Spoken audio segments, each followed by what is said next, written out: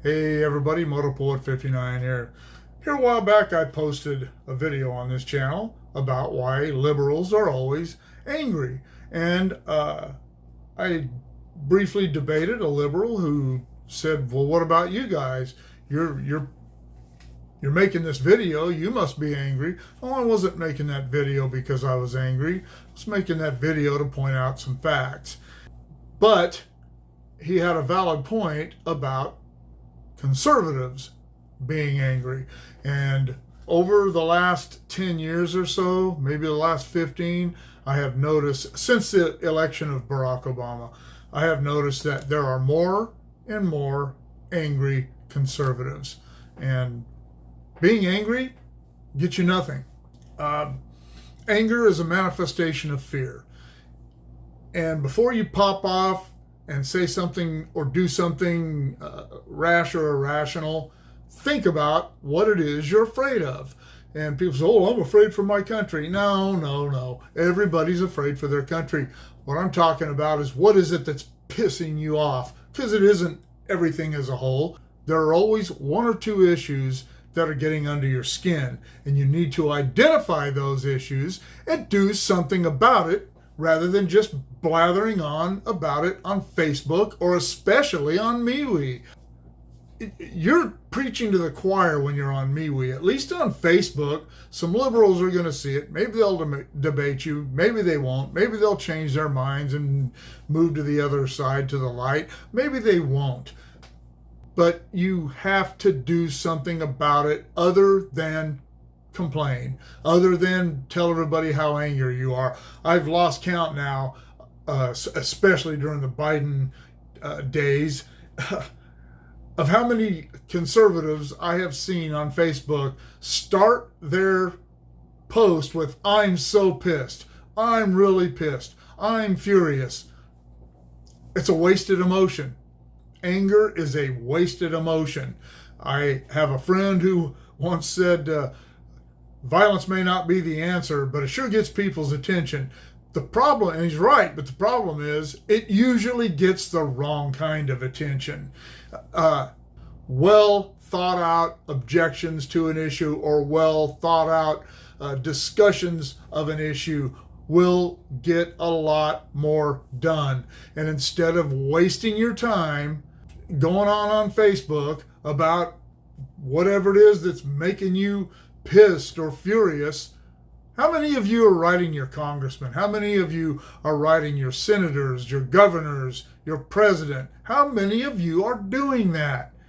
Because very few of the people I know that piss and moan all the time, the conservatives, are actually doing that. And you know what? Most of their excuse, it doesn't matter. They're not going to read it. Well, I'll tell you what. I wrote some letters a while back. As most of you know, my mother was killed in an accident that involved a Kern County sheriff, and there was a federal case filed on that, on her death, and there is only one federal judge in the Eastern District of California. There are supposed to be 6. I wrote letters to everyone, every senator, every state senator, every United States senator. I wrote letters to everyone. And the only one who responded to me with something other than a, we're looking into it, we're with you form letter that was signed with a stamp was Dianne Feinstein. Her letter sounded sincere and seemed like something she was concerned about. Did she write that letter? I have no clue. Did one of her aides? Probably one of her aides. But it was a handwritten letter, and it's the only one I got from anyone. So people do listen, and if that kind of stuff sometimes just starts with one person, and it may be someone who surprises you, like that was me. I was totally surprised that I got a response from Dianne Feinstein, with whom I vehemently disagree with just about everything she's ever said or done. And I'm sure she feels the same way about the things that I stand for. But on that one issue, we agreed. So do something about it. I'm so sick of looking on Facebook. Joe Biden needs to be impeached. Make this go viral. Okay, going to accomplish nothing. Stop wasting your time on silly things like that. I don't even forward stuff like that. I don't like it because it's pointless. I know how people feel. I know how conservatives feel. I know how a lot of Democrats feel about Biden right now. But saying it on Facebook is going to change anything. So get down to the bottom of it. What is it you're pissed about? Is it gas prices? Is it inflation? And that's another thing. I'm so tired of listening to conservatives say, well, they say inflation's only 8.9%, and which it actually dropped a little bit last week. But it says percent, but gas is up 40%, and my peanut butter's up 30%. And if that's the case, then why isn't inflation up 75% or whatever the math that goes on in their head? That's not how inflation is calculated. Please, if you don't know what you're talking about, please, you just make yourself look ignorant on both sides. Stop it. Do some research. Figure out the products that are actually involved. Figure out the how inflation is calculated. It's calculated by the price of any given product or goods. It's not the way it works. It's just like unemployment. And the Democrats, Biden's speech the other day, I've created 600,000 jobs. Well, there's a difference between creating those jobs and people taking them. The unemployment numbers are lower than ever. That's because people have run out of unemployment and they can't get new claims. They've run out of it. So those numbers are just fudged up. See, now that's one of the things that pisses me off. And that particular issue is something I have written elected representatives about in the past a few times. But the price of gas, blah, blah, blah. You know what? There is nothing in the Constitution, this document right here, that guarantees anyone, any American, the right to transportation of any kind. It didn't guarantee anyone horses when this was written, or buggies or wagons, and it doesn't guarantee anybody the right to drive today. If you don't like the price of gas, if you're that pissed about it, stop driving. Figure something else out. Buy a bicycle. Buy an EV. I did a video a couple of weeks ago about, obviously people aren't pissed off enough about the price of gas because traffic is as bad as I've ever seen it. And people responded and said, well, I got to drive here, and I got to drive, and I got to do this, and I got to do that. I remember in 2008, when gas went up over $4 a gallon and diesel was about $5 a gallon, the freeways were empty and the truck stops were empty. People stopped driving, and that changed things. Pissing and moaning about it won't, as long as people are out there still driving their Hummers and their big bro trucks and their motorhomes and buying more gas than has ever been bought.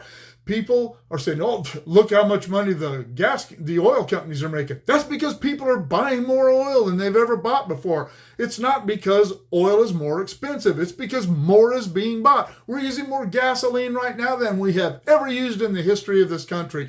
That's why the oil companies are making the money they're making right now.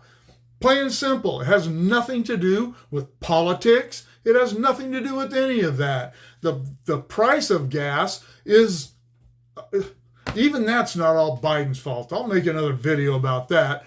But it certainly has his fingers in it, but that he's not completely at fault. This has been coming for a long time, and no one, not Donald Trump, not Barack Obama, no one did anything about what eventually happened, and everybody knew it was going to happen. That's another video, as I said.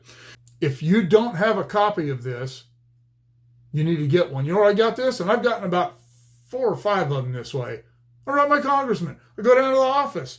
Hey, man, got a copy of the Constitution? Sure, here you go. They'll mail them to you. You can go to their office. They'll give them to you. And the only reason I only have one right now is because I've given all the rest of them to people who are too lazy to do that. Get off your ass. Stop complaining. Stop pissing and moaning about things and go do something. Make a difference. You know what? I don't know that any letters that I ever wrote had any effect on anything, but I know that some of the things that I wrote letters about eventually changed. And I don't know if anybody even read my letter, but it made me feel better about it. It made me feel like I was doing something other than complaining about it. I can't stand it when people just complain. Everybody complains sometimes. I piss and moan just like anybody else. But when it's time to do something, I do it. And we need to know what's in here. We need to stop telling people that we have the right to do this or we don't have the right to do that. That we're always, as conservatives, telling the left, you need to read the Constitution. Well, the simple fact is, most of the conservatives I know have never read this either. They don't have a copy of it. They listen to Fox News or whoever they listen to, and they say, this is what the Constitution says. Well, sometimes the Constitution's pretty heavily paraphrased. It's like the Constitution guarantees us the right to life, liberty, and the pursuit of happiness. The Constitution says nothing about the pursuit of life, liberty, and the pursuit of happiness. That's the Declaration of Independence, which gives us no legal rights. It just tells us those are one of the three unalienable rights. And it says that one of those rights is the pursuit of happiness. It doesn't say we're going to get it. It doesn't say we're going to find that happiness. It says we have the right to pursue it. And the problem with that is, and I know a lot of conservatives like this, some people just don't want to be happy. It doesn't matter. They're going to complain about things. I'm a pretty happy guy. I'm right now, as the world is crumbling around us. I know that. Well, the United States for sure is crumbling around us, but I'm not going to be angry about it. I'm not going to allow myself to do that because it's a wasted emotion. It's time to do things. Stop being angry. Stop throwing things out there that aren't accurate. I have corrected so many conservatives already. This is what, no, that's not how that happened. I did a video, everybody's talking about how the formula shortage is Biden's fault. No, it's not. I did a video on it. Go back and look at it. The real facts behind the shortage. Is he helping things? Is he giving the FDA room to help that problem? No, he's not. But that problem started long before he was elected. Go check it out. That's what I did. I kept hearing people say this, that, and the other thing. I didn't know, so I went and read about it. I researched it, and I was like, that makes sense. It sucks that it's happening, but it's not the fault of Joe Biden. I want to blame everything on Biden too, just like Biden wants to blame everything on Putin. But it's not accurate, and it does no good to throw those things out there and hope no one notices that they're not accurate. Because you know what? I'll notice that they're not accurate, and when they're not accurate, I'm going to call you out on it. I'm not going to make fun of you or call you names or anything. I'm just going to tell you, hey man, do a little research. And if I've already done research about it, I'll send you the links and you can check it out. But we as conservatives have to stop falling into the same cesspool of anger that the liberals have been living in for the last 25 years. We have to stop doing that. People say, yeah, well, we need to get down in the gutter and fight with them.